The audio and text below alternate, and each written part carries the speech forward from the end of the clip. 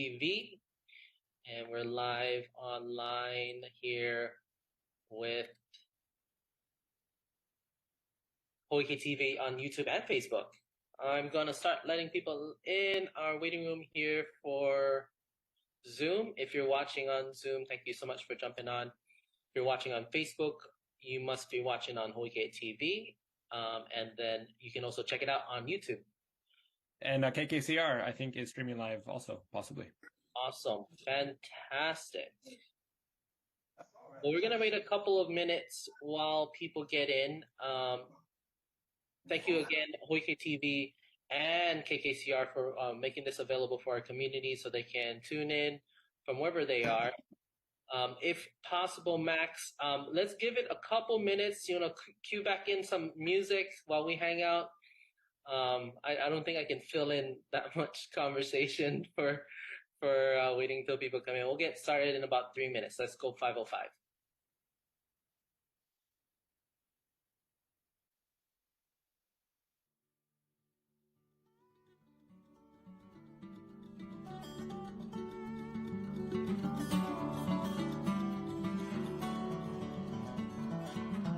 Sandy and Cameron, thank you guys for joining.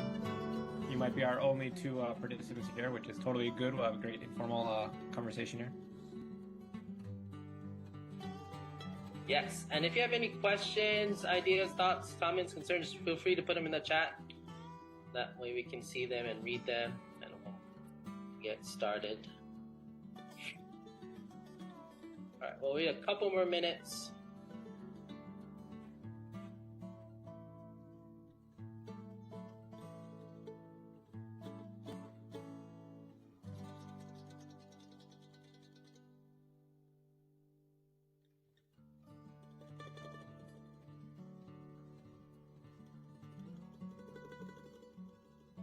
All right.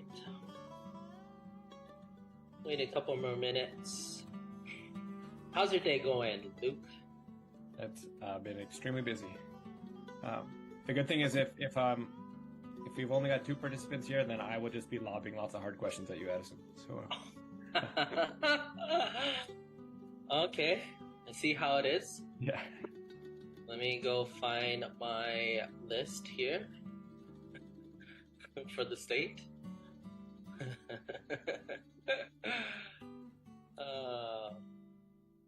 Had a good meeting yesterday.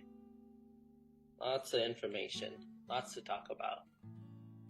We didn't really set a timeline on this, but I'm assuming 1 hour is good? Yep.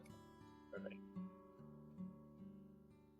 Pretty sure you and I can talk for 5 hours, so probably should put a time limit on it. So, can you hear me? Yes, we can hear you, Sandy. Okay, yeah. Wondering, are you guys making a presentation? Or are you hearing from the public? So, the format we're going to do is start off with questions and hearing from the public first, and then weave in any of that within our presentations. Our presentations are just going to be off the cuff, just regular people talking to you. I didn't make any PowerPoints. Luke, you didn't make any 51-point PowerPoints, right? Everybody's fortunate that I did not make a PowerPoint today. So. Perfect.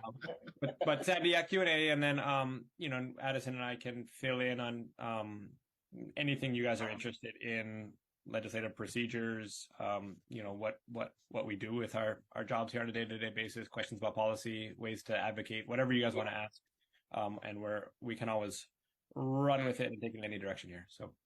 Well, I'd love to take the floor if I can about an experience I recently had. Is Sure. that okay? Okay. Yeah. So I went to the Planning Commission to talk in favor of HFM. One moment. I don't think we're live yet. We wanted to give a couple minutes for people to get in. So we're just, sorry to interrupt you. Let me cue in Hoike to make sure we are live on YouTube and Facebook. We'll just do a quick intro on our behalf, and then we'll go right into what you wanted to share. If you want to type any questions inside the chat, that will be helpful, so that way we can address all those questions. So Sorry to interrupt. Lauren, thank you so much for joining us. Marissa, thank you so much for joining us. So we did wait that 5 minutes. So let's get that started. Hoike, do you mind going live on Facebook and YouTube? And this, fantastic. Aloha, everybody. Welcome to our virtual town hall. My name is Addison Bulosan. I am your county council member. And we have here also your representative, Luke Evslin. Thank you so much for joining us. We'll be here with you guys for the next 45 minutes to an hour. Mostly to spend time with you guys, ask any questions and hear any questions from you. Find any answers that we can find with you, share a little updates, and connect you with any resources that is needed. If you're joining online or you're watching this back on YouTube or Huike, feel free to email us. We'll put the information in the link below and connect with Huike to make sure that you have contact information after watching this, so that way we can get connected with you. I'll pass it over to Representative Evslin to do a quick intro, and I'll do a quick intro. And the format is very simple. We're going to go straight into questions from the community. That way we can hear from all of you and make sure we address anything on top of your mind. And then we'll integrate some of the things that we wanted to chat in with that. So Representative Evslin, will you take it away? Yeah, hello everybody. Thank you, Addison. You have a great radio voice here. You should, this is our first time doing this joint town hall together, Addison and I. And the intention, as Addison said, was to be pretty informal here. And depending on how this goes, maybe we could end up doing a monthly or at least quarterly update here with state and county, regular status updates. But yeah, again, my name is Luke Evslin. I was a council member for a little over 4 years. And then in February, I was appointed to the Hawaii State House of Representatives to fill the position vacated by former Representative Jimmy Tokioka, who took over state airports and now is actually in charge of DBET, the Department of Business, Economic Development, and Tourism. But so yeah, I represent District 16 then, which stretches from Wailua to Omau, and I ended up serving for about the final 2/3 of the state legislative session. The session runs January through May. I got appointed late February, so finished out a little more than half of the session. And just so everybody's aware, right, most of my relevant experience in government has been county government. I was really kind of hyper-focused on county issues for 4.5 years there. And now for the last 8 months or so, my head's just been spinning trying to get a grasp on state government, which going from county where you can, really get a grasp of county functions to state. It's easy to, the state has sort of prerogative or purview over everything essentially. So still getting my footing here with the state. So often if you guys are asking us questions, I might end up putting back on my sort of county lens here and asking and answering in that capacity. And also just a disclaimer not to ask any super hard questions. I might not know the answer, but we'll try our best here. And thanks again for joining those of you who are in here. Awesome. Thank you so much, Representative Evslin, for making the time and hanging out with us. I am Council Member Addison Bulosan. I am the newest council member here, and I really enjoy the work. First term for me, I started in November. A lot of the work and background I come from is from community organizing. Born and raised here on Kauaʻi, live right down the street from the council chambers, and call Kauaʻi home for the last 10 years since I moved back home in 2013. So if you guys have any questions, comments, or concerns, please put them in the chat. And we did have someone that wanted to chat first and share an experience. So I'm going to turn it over to you, Sandy. Do you want to turn your video on or do you want to leave it off? I want to make sure that... I don't know how. Oh, okay. So I was the challenged person, like how do you even get in there? And I don't see easy navigation. So I don't know. It's like, it doesn't matter. It's okay. No need. I'm coming to the politics. It took all of us a while to figure out how to get in here. So no worries. Well, you guys have probably Zoomed many times, which I haven't. But I decided to join this because I think the politicians are supposed to be helping the people. And I went to a planning commission meeting this week or last week, whenever, and was very disappointed in what is going on state level. So when Duke Iona was running, he said we should get rid of the State Land Use Commission. Sounds pretty interesting because they control what we can do. When we got our zoning maps, they were created on Oahu and they weren't really vetted, and everything that didn't quite fit somewhere ended up in ag. Well, it wasn't really a problem because our planning commission could give us use permits. And we have things like teen drug centers and trucking and post offices, wastewater treatment plants, all kinds of uses, even I think Island School, that aren't listed in the state ag land use. So at this commission hearing, it was for HFM, and they're a local company, and they wanted to build trusses and building partitions, which is really for the middle class to be able to build more affordable. And they had an Oahu attorney that's, I guess she represents the union. And we don't have enough union people. Most of the contracts I hear HFM are from union guys needing help with truss work. But because of the rules and laws, our commission, is looking at the state now, even though historically they used to, now they no longer will.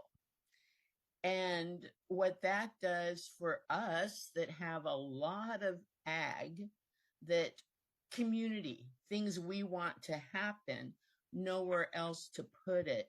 So if you look at zoning, this particular property is our old mill site. We have no other industrial in Kauaʻi.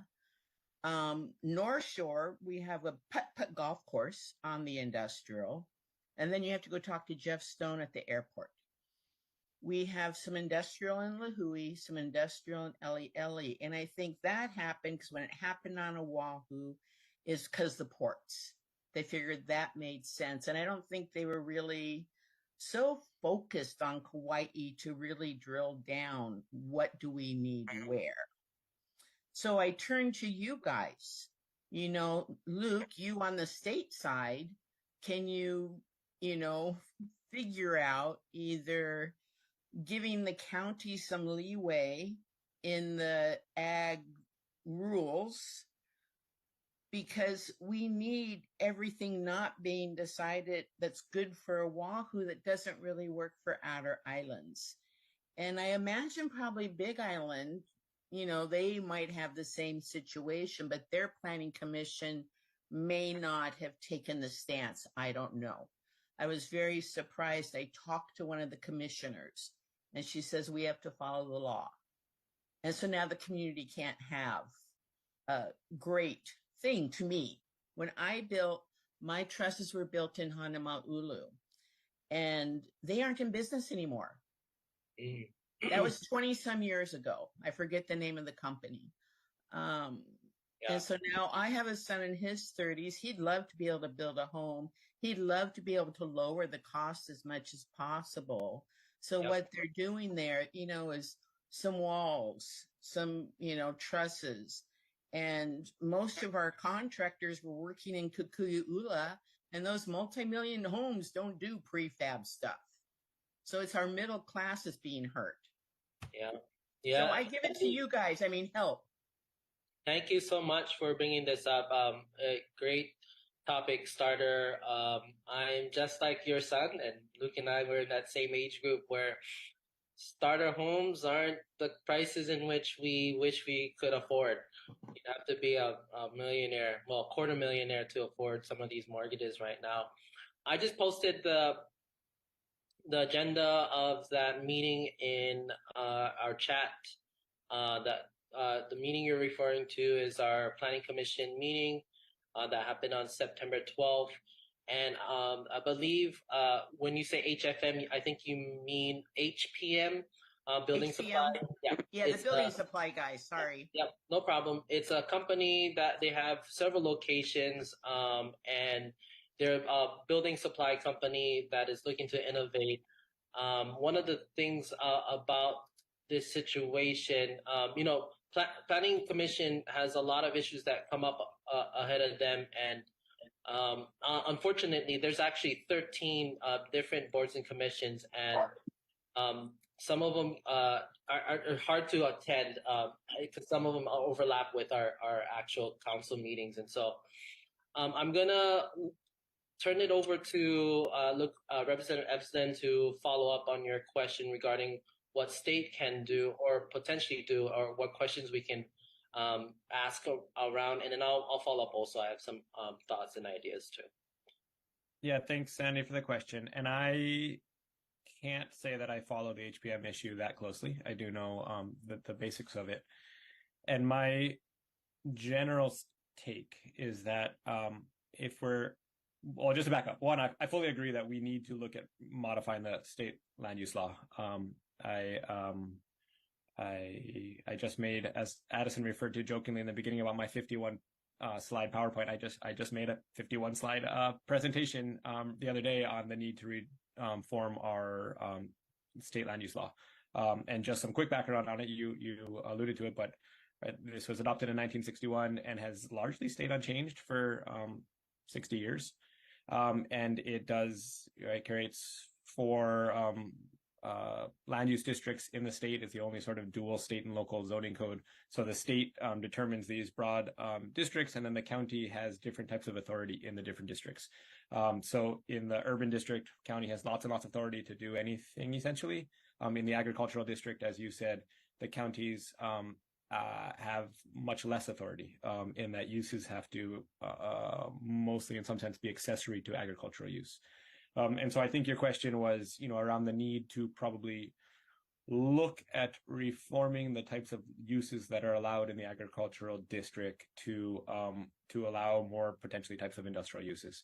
So my general take is that, yes, we need to reform our land use law, but I'd be really hesitant to broad brush change something like that within the agricultural district, in that if you make a change to the agricultural district, 45% of the land in Hawaii is zoned for agricultural use. And we got to be really, really careful in how we make changes to that, right? So if all of a sudden industrial uses became much easier to do in the agricultural district, then a potential deeply negative side effect of that would be seeing lots of scattered industrial uses in the ag district. That said, we have a unique situation where we have existing mill sites on ag land, and those mill sites could possibly be redistricted to be urban state land use districts, which allow for industrial uses. I 100% wholeheartedly agree that we need more industrial zone land on Kauaʻi. I've had a manufacturing business for 16 years, and we've really struggled. Always we intended to try and move this business back to Kauaʻi, but we never could because of a lack of industrial space. So it's on Oahu. So I have been, I'd say, impacted by the lack of industrial land on Kauaʻi. And part of the issue with trying to rezone for more industrial land, and this came up through our general plan process and the South Kauai Community Plan process and the West Kauai Community Plan, is that we actually have large swaths of industrial land outside of Port Allen, which is currently covered in solar panels. And it's unknown on what the future of that land is. If those solar panels end up going away, then we've got a ton of industrial land and potentially a glut of industrial land. And so I think there's some concerns around, where should we be rezoning for this? Do we potentially have a glut out there just being used for other reasons? But I just to finish it out, I do think we need to be allowing for more uses within the urban land use district to mostly in focus in trying to free up housing development. I do think redistricting land, looking at some targeted areas to expand the urban state land use district is important, especially kind of a look at our mills and whether it's possible there. Yeah, and I just want to add, regarding what's going on, particularly on the Planning Commission issue that you brought up, I do agree that we need more resources so that we can lower the cost of building. And part of that is having an ability to do different resourcing on Kauai versus entirely importing some of these challenges. And I think you're probably talking with the two youngest, one of the two youngest in our respective legislators out there. So we're not against usually innovation, and so hopefully I'll follow up on your thoughts on that. And just wanted to wrap around this in a little bit of bigger space. These planning commission and these commission and boards, they're all voluntary boards, and I strongly encourage whoever's watching, if you are looking at the system of government and trying to figure out a way to be involved, you don't have to necessarily run for office. These boards and commissions are appointed. Some are appointed by the mayor, and then you come through the county, and some of them are not. But we would want you to, if you want to serve and help, these are places where you can make an input. I see Sandy did put a couple questions to follow up, not only industrial, what about our youth drug treatment center? And then she also mentioned taking state control away does make a free for all. I mistyped, does not make a free for all. Right. Okay. When Luke said we'd have a free for all, it's like, no, our local people can decide, because they couldn't even take our testimony because they said state law. And this was not the policy before. So that's why we got the Youth Drug Treatment Center. It's on ag land. We have a lot of things that the community wants. And now they're saying they cannot. So yeah, I hope they don't pull use permits from existing, because a lot of things are happening on ag land that, we wanted and we're all good with as a community, and the commission used to give a use permit for it, no problem. Yeah, and there's been no, as far as I understand, no change in state law that would, I think maybe it was a change in their own interpretation, and I'm going to interrupt you. There was a Supreme Court thing that happened in March of this year. Okay. That brought it to attention, the state's overwhelming, rules. And, we need to respond to that. Yeah, I think that's fair. I still think, if say we would change state law to give much more discretion to the counties over what can be developed on agricultural land, right? That the initial impetus for our state land use law in the 60s was that we were having these scattered subdivisions developed on ag land when they were done on a purely discretionary basis. And so I think we have to be pretty clear when it comes to ag land. This is what you can do and this is what you can't. And I think more so, again, the answer is, where can we expand our urban district where this would be allowed, right? So should we be expanding the urban district to include that mill site? Should we be expanding it into other sort of prime, potentially industrial land? Probably, but I think, in my opinion, the answer is more on expanding urban land than opening up uses on agricultural land. Awesome. So we have another question that came in from Marissa. If you have any other more questions, please feel free to put them in the chat, or if you want to speak, feel free to just wave your hand. So the question is, if youth were interested in starting a Kauaʻi County Youth Commission, a smaller scale from the Hawaii Youth Commission and similar to a Honolulu Youth Commission, what would that process look like? I'm aware that the Kauaʻi Resilience Project were looking into this a little bit earlier this year. So I'll take this one.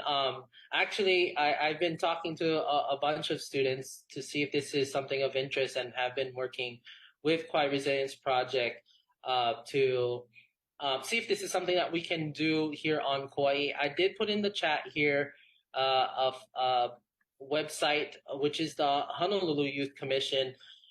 In regards to how it would look like, I'm looking at how the Honolulu Youth Commission is set up to see if we can model that and if that would work for our Kauaʻi youth.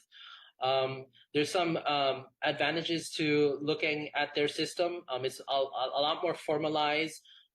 There's regular meetings and engagement that allows people to, our students and younger people to engage. The one challenge with their youth commission, it's very limited on time, meaning there's only meetings every once a month. And so the input is not as much, but it really depends on what the youth would want. From my perspective, I'd love to meet with the students that you mentioned, Marissa, and craft something that's particular that would reflect what the students would want and do throughout time. So thank you so much for bringing up that question. Representative Luke, do you have anything you'd like to add? I believe you guys have a youth program where they come up and interview you guys or spend time with you guys. I forget what it's called. I'll try to find it. There is a Keiki caucus, I believe it's called, where high school students can get involved in. I haven't had any of them, but I believe it's some type of internship program with legislators. And yeah, I would obviously fully support some form of Kauaʻi County Youth Commission. One of the surprising things for me in my time on the council was how rarely we get younger applicants to county commissions. And by younger, I mean maybe just younger than me. I'm 38, and I think probably we had possibly 2 in 4.5 years get nominated to serve on a county commission that are younger than myself. And so we definitely need to get more diverse perspectives into our commissions overall, aside from just the county youth commission. So as Addison said, encourage everybody to look into serving on a county commission. Awesome. I found the Facebook for Keiki Caucus. I couldn't find an official website, but I put that in the chat. And I'll ask Hoike to post some of these links up for people who are watching this back. Any other more questions from the community, if you want to put in the chat? Since we don't have any particular ones, Rep. Evslin, do you have anything you want to speak about or any questions for me? I don't have any questions for you. I got a question for you. And so yesterday you folks had a lot of tax policy on the council agenda. I have no idea what happened to those. I was following, I read some of the bills, but if you can give us an overview of the bills themselves and what happened at your committee meeting yesterday. Awesome. Yeah, no problem. Let me pull up my notes just since there was 4 bills that came up on our committee meeting. Okay, I got them here. Perfect. So yesterday was our committee meeting, and under Finance Department, we had 4 proposed bills that came up for discussion with some input from the community. We have Bill 2901, Bill 2902, Bill 2903, and Bill 2904. And so first, 2901, I was looking at basically how we can clean up and make our entire property tax system a little bit more streamlined. So it started off with some amendments, housekeeping-wise, deleting sections 10 and 11, and that took out the proposed 20% cap, and then it took out another piece of that. I'm going to pull up the actual meeting minutes so that you guys all can see what I'm talking about. So it makes it easier to see what I'm saying here. 9-6 council. There's a committee meeting. One moment. That way it's a little bit easier because when I share things, it won't be confusing what I'm saying. Okay, there it is. I'm just going to share screen. Makes this easier. All right. Okay. So Bill 2901 and 2902, and then I'll just go right into the bill here. If you're wondering how to find this, actually, it's super easy. If you're trying to track us and trying to see what's on committee agendas, just go to kauaʻi.gov, government, county council, committee meetings, and it'll pull up the meeting here. You can just click on the actual committee meeting and see what we talked about. And if you're wondering what bill we're talking about, you can pull it up right here. Sorry, wait, just a quick. Anybody watching this or is signed in is obviously very civically engaged, and you can sign up to get emails anytime a council agenda is released. And so you'll see the agenda if you do that at the exact same time as the other council members all see the agenda. And Addison, maybe you can walk people how to sign up to get the emails for council agendas after you walk us through these bills. Yeah, absolutely. Yeah, I was definitely going to talk about that. Okay, so there's several sections here in Bill 290 on the proposed bill. And there were several amendments. So I mentioned that section 10 and 11 was removed. And let me just go all the way to section 10 and 11 just to show you what that was removed. Sorry, Addison, while you're talking, do you just want to give us a quick overview too on how to read a bill? What does the underlined stuff mean? What does the brackets mean? Yeah, absolutely. Okay, so when you look through a bill, you can see that there is some brackets and then there's underlines here. The brackets is what is being removed, and the underline is what's being added. So when you see these brackets in the bill, you can see that's what's being removed and what's being added. Some of it might be looking just to correct some you can see typos, and some of it is actually changes. So I'm just going to go all the way to section 10 and 11 to show you what was removed. So the first section 11 was removed here. Assessment cap for other than home exemption property and property used for long-term affordable rentals. So there was a proposal of doing a 20% assessment cap for all categories other than homestead, and that was removed. Sorry, can you explain the assessment cap here? Yeah, so the idea of what's assessment cap is, so when your property gets assessed, say for example, a property gets assessed at 500,000, and then the next year something happens drastically, and your assessment goes above say 25% from what it was in 2023. This potential cap that was proposed would have capped the amount going. Instead of going the full 25%, just going up to 20%. And so the idea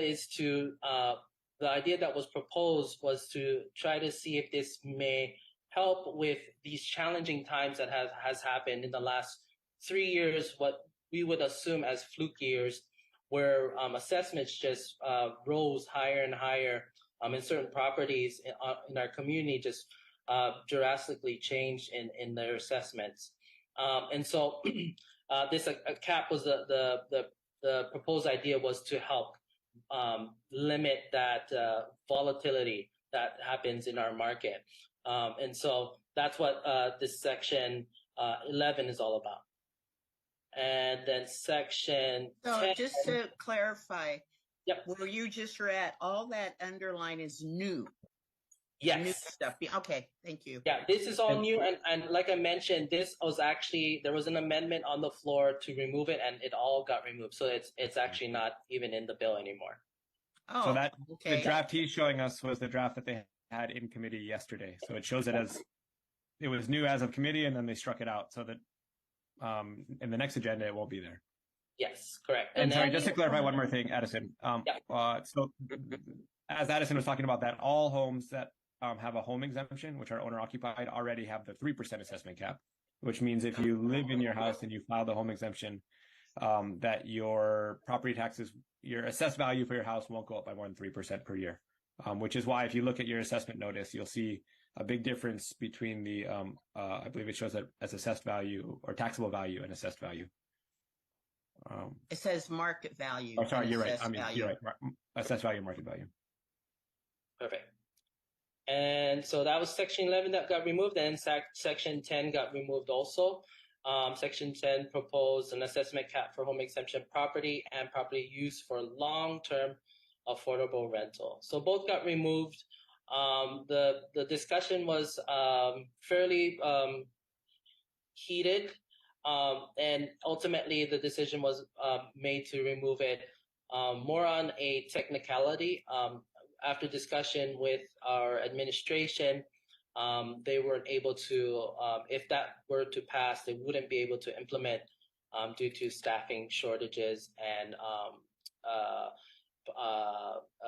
not equipment, but software challenges. So essentially that got removed. So in 2901, I'll just go back. There was a couple more amendments to it. Let me just jump on here again. And if you guys like this style of communicating, let me know in the comments, or if you just if you want me to just not be on this, I can not share. But also removed was Section 3. And Section 3 is right here. So Section 3 is here. So historic residential real property dedicated for preservation exemption. And so right now, we have a historical residential real property dedication exemption that provides an exemptions for historical properties that are registered on the historical list. Right now, how it works is that these properties can qualify up to 75% exemption off their assessed value. And the proposal was actually to, in this bill, was to remove that exemption and not allow that exemption anymore.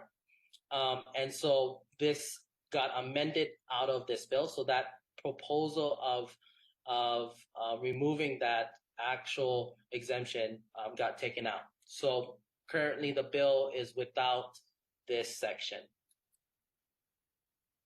Okay. And then there's one more amendment that happened, which was in this section here, where the amendment was to currently, as you read it here, it shows for taxpayers who is at least 60 years of age, but not yet 70 years of age, the amount of $180,000 shall replace the exemption amount referenced in subsection A. So the proposal was to move it up to $200,000 exemption. The amendment that came in and passed was actually to increase it to $220,000. So now, with this bill that is going to council, the exemption is now at $220,000, and this is for this section here. So that's 2901. A lot of discussion actually focused around. Let me jump out of here real quick. A lot of the focus was around actually the historical preservation exemption. We identified that this was being used only for a few properties on Kauaʻi, and the debate was really around, whether a historical preservation or historical building or historical residential property needed or not. And a lot of community testimony was around how important it was to protect our historical sites. The big discussion came around that some of these sites and residential properties are TVRs, and discussion was whether or not a TVR is actual fair to have a historical exemption, which takes off 75% of their assessed value, and have a TVR, which meaning they would be having some kind of income. And part of that conversation was that, to maintain historical properties, it does require quite a bit of funds. And whoever owns it are required to maintain that look and feel of that space. And so the argument was that some properties require this TVR to maintain because of the high costs. Ultimately, if you watched it, and if you want to watch it back, it was the pretty much 90% of the discussion, and I was the split vote on this particular amendment, and the amendment did pass to remove it to protect the historical preservation. I'm going to stop there. Is there any questions on 2901? I had a question. Just in general, how are the values, like when these amendments are proposed, how are the values proposed? Like, is it backed by data, or there is just like somebody saying, oh, 220? So each council member, when they propose a bill, generally they go through in a research process and utilize their analysts to find out what is the best thing to do.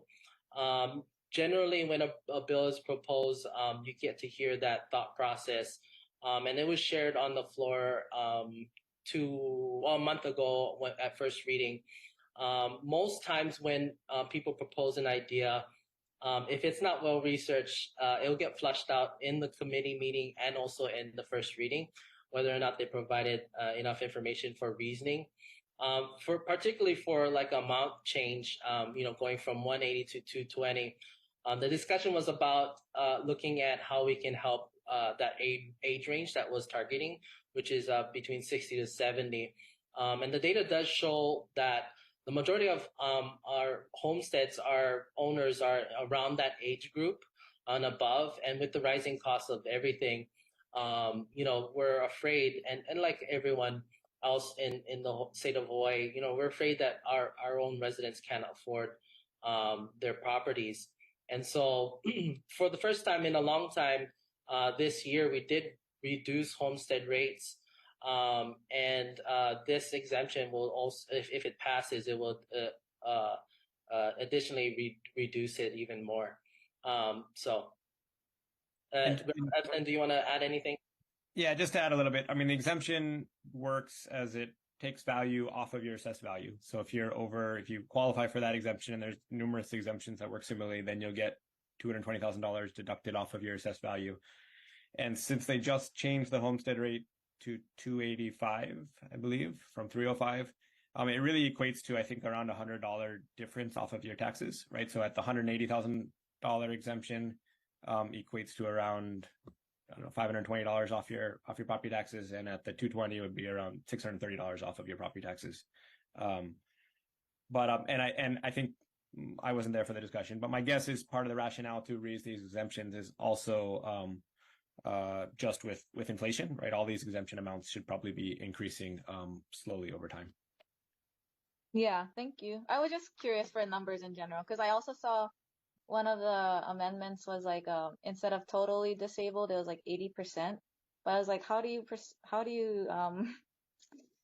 determine a percentage disabled, and why couldn't it just be like disabled in general for veterans status? Yeah. So that is that was actually the next bill, 2902.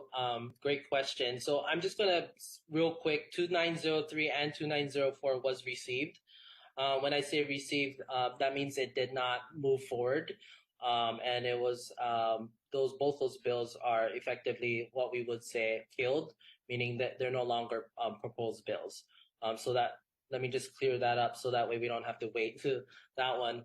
But 2902 did move forward, and there was a couple of amendments. So let me share screen again if you guys don't mind. So 2902 is right here, and then we'll go right into that bill.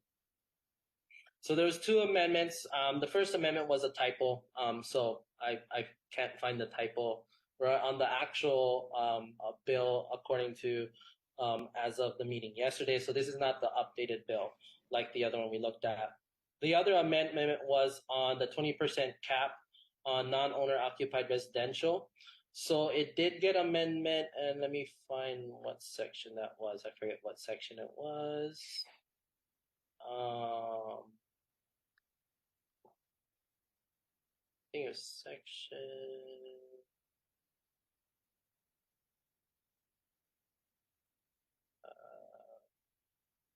there, sorry. Section... I think I passed it. Right here. Okay, so section 7 here did get amendment, and the amendment, so as it reads right now, it says all property not eligible for the 3% assessment cap under section 58-11.3 shall receive a 20% assessment cap. So as it reads, this bill would assume a 20% assessment cap for all of the categories. So aside from homes, except for homestead, that's including industrial and agriculture and all the other ones. This got amended, and it is now reading as all property not eligible for the 3% assessment cap under sections 58-11.3 is now 20% cap for non-owner occupied residential only. So meaning that, and this amendment did pass, so it now will be edited. You can go actually to our agenda just came out. It is coming up for our second reading next week, Wednesday. It did pass to the meeting, and so it reads 20% assessment cap on our non-owner occupied residential. So that's a big change, and I think it had a big discussion. The biggest discussion that really moved this amendment was whether or not it would be fair for the community, fair for all of us to give this 20% cap on ag land, on all the other properties, commercial, and the biggest discussion also is it also would it limit the ability of the county to accurately and effectively receive enough taxes to execute the duties of the county. So it was the biggest concern. It might limit the county in having enough funds to do what it does currently. So it did get amended there. And then lastly, I think that's just the two amendments. The question about how do we about 80% on disability. So the 80% disability is based on the information provided by our not our Veterans Council, but I'm blanking on the organization. But it works concurrently with the veterans organizations to get the proper information to determine whether a person is at a certain level of disability. And the reason being for it was reduced is because at the higher disability, not as many veterans were qualifying, and there was a lot more people in that middle that needed that help. And so I'm not against reducing it, but why have it be at a percentage instead of just disabled in general? Yeah, great question. I think that would have been an awesome discussion point that I don't think anyone brought up. The numbers of how many veterans on Kauaʻi was not fairly high, so it wouldn't cost the county a lot to provide that. I know this bill was proposed by Chair Raposo, and as a person who served, I think he was looking to help the community in that way. And so I'm assuming because there wasn't that many people that it might help, he didn't feel like it was necessary to just remove the 80% at all. But great thought. And so thank you so much for bringing that up. One of the challenges in legislation is that, like Luke said, these new bills that come up, for the first time, all the council members get to see it. It's at when it's first proposed, it's at first reading. And so just like the community, all the people who didn't propose the bill will have our chance to research the proposed ideas and see all the angles that we can. And sometimes we don't get to see all the angles. And that's why I try to post all of our bills and post all of our meetings and agendas online, because that one simple question is a great question that we didn't get to ask. And so I'll propose that question next week, Wednesday. Or if you would like to join us, we would love to get that question on the floor, because it really allows us to think clearly on how to help our community. Any other thoughts, questions, comments, concerns? Quick question. So the long-term affordable changes to the long-term affordable rental program, that was in one of the bills that was received? Correct. Good. Yeah, that was Bill 2903. Okay. Wow, I can't believe it's 5:50 already. This is what happens when we hang out with Representative Evslin, because we tend to talk long. About taxation policy. Any other questions here, though? I had a follow-up question, and I emailed this to you, Luke, but I mean, I'm just open to any thoughts of like in terms of property tax, like how we can not leverage, I don't, it seems like we're very close to being priced out by like the ultra wealthy. So how can we leverage a property tax policy that can kind of prevent any more like, there's a couple of people who are really buying up a lot of the property here. So like how can we leverage property tax policy to prevent that, and also to protect like longtime local families who have generational family homes from being displaced just from their, I know there's exemptions and such, but those exemptions don't always apply to family residences. I can touch on that briefly. Yeah, and thanks, Lauren, for the question. So there are, as you said, a number of existing programs. The current home exemption, if you live in the house and have a home exemption, then your assessment increase is capped at 3%, and your tax rate is going to be really low at 285. So as long as people live in the house, they are really well protected. The issue, I think, as you're alluding to, is family property where somebody doesn't live in the house full time. There has been certainly a number of issues with like clouded title, right? Often if properties, kuleana lots or other properties that a family's owned for, say, 100 years, as this thing gets passed down generation to generation, it gets unclear who owns it, and sometimes there's will be title issues, which makes it harder for people to claim these exemptions. And as far as fixes to that, we did pass a bill on the council a couple of years ago for those with unclear title issues, that essentially if somebody was a descendant of one of the owners, and you could show that you were a descendant even if you don't have title to the property, say the parents died without a will or whatever it was, and you live on the property, then you can file for a home exemption, right? And you get the protection under the home exemption. Or if it's kuleana lot, you could file for the kuleana exemption, which you would just be paying the minimum tax. Though all that said, I'm not sure how much help that's given to people, right?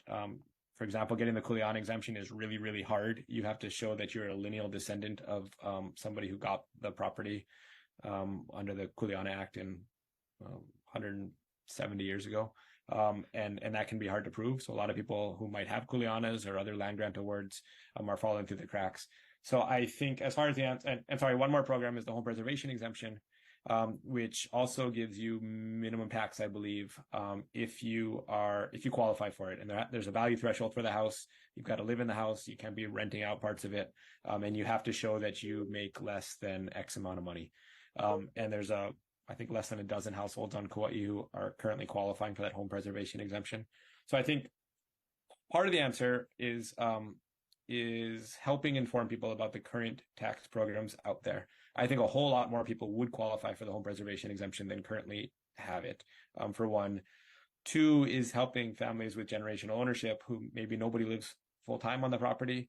You can still get a home exemption through other mechanisms. If somebody is going to live on the property who's not an owner, who lives there for 15 years, you turn in a 15-year lease to the real property tax division, you get a home exemption on that property. You can also do the long-term affordable rental program, where if they rent it out at 90% of area median income, they can get that. And then with the home exemption, again, you have this at a really low property tax rate.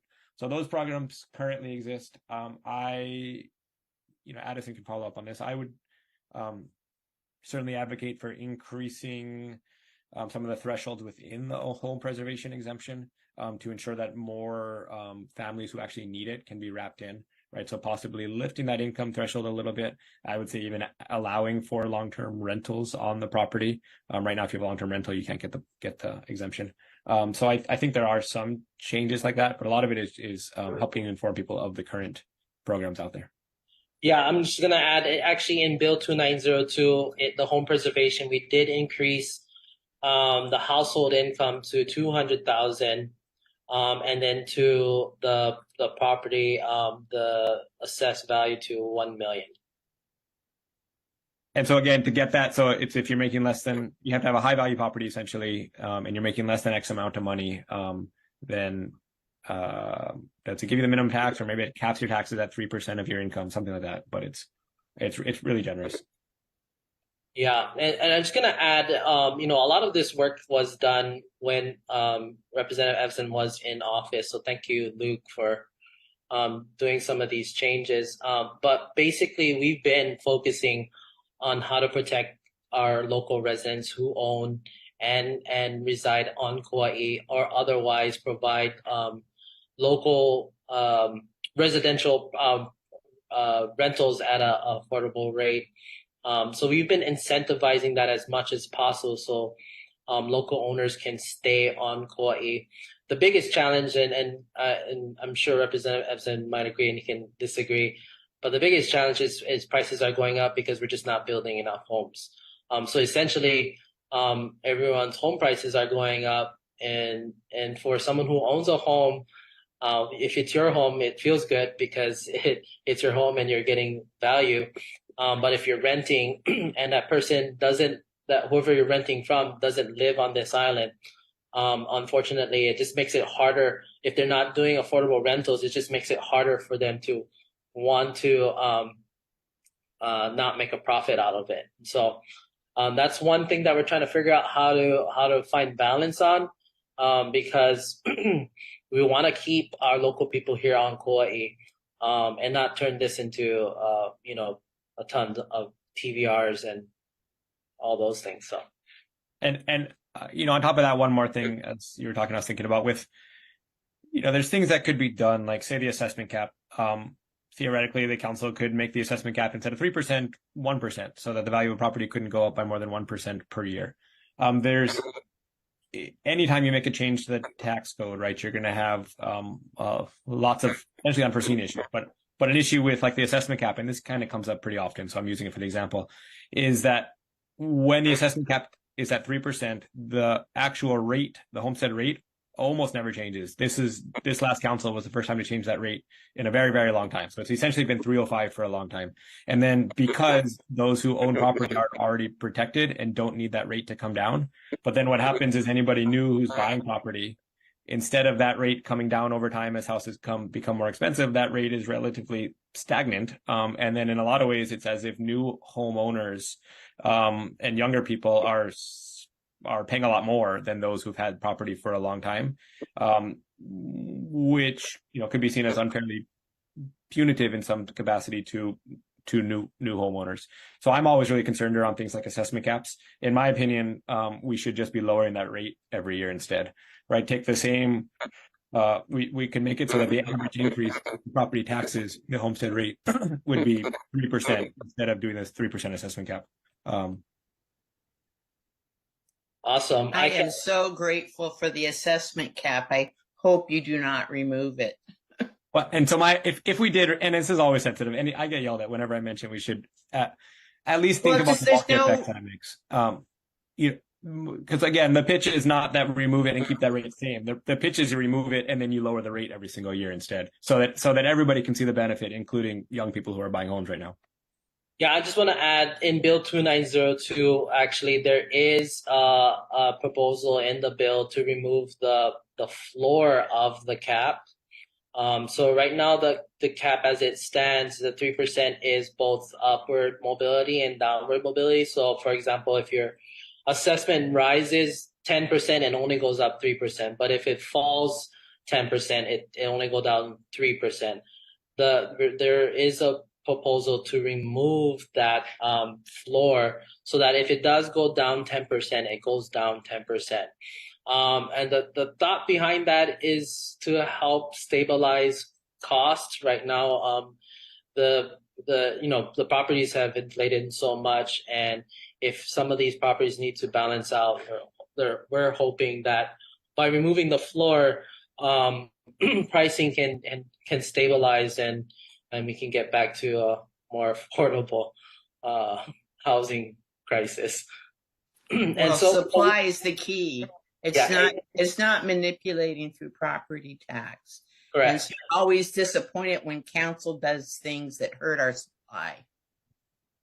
Yeah, Sandy, I totally agree. Supply is the key, but we also have issues, right? One in 8 homes on Kauaʻi is a TVR, and around 1 in 8 homes is vacant. And since we were talking about the original land use law, right? The original 1961 land use law actually had set up the structure for zoning, and it also clearly said that we should use property taxes as a way to, encourage and discourage uses. So I do think property taxes are a tool to try and encourage and They discourage are. various uses, especially when we need to. 2774 took away 300 homes for the middle class, affordable.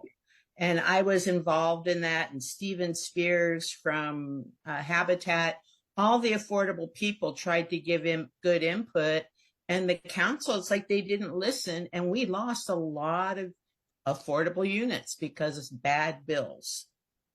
So when I see those happen, I just like, what are you guys doing? Yeah. Sorry. Go ahead. Yeah, just you're right. I mean, we do need more housing supply for sure, but we need more resident occupied housing supply, and to ensure they would have been. I think we got to look at. No, I know. I'm not. These were affordable owner occupant. No, all I'm saying is that property tax can be a tool to discourage things like vacancy or vacation rentals, which are not adding to our resident market here. Yeah. So we're at that 1 hour and 1 minute mark. I can't believe we're already there. But if you have any more thoughts, questions, comments, concerns, our contact information is in the chat. Ask Hoike to put that in the recording with the YouTube and Facebook. So when people watch this back, if you're watching back against an idea sparks or a question sparks, please email us, call us, text us. Well, text me. I like text more than calls. I get a million calls, and I can text way faster than calling someone back. But Luke, do you want to end with any closing thoughts? Thank you guys, everyone, so much for jumping on. I do want to quickly try and answer Lauren's question here. She answered a question in the chat. When you're talking about the home exemption, I think in the assessment cap, does that allow for billionaires to get breaks for their hundreds of acres of property? And potentially, if they live on the property, they'll get a home exemption for it, and they'd be paying the low rate of $285.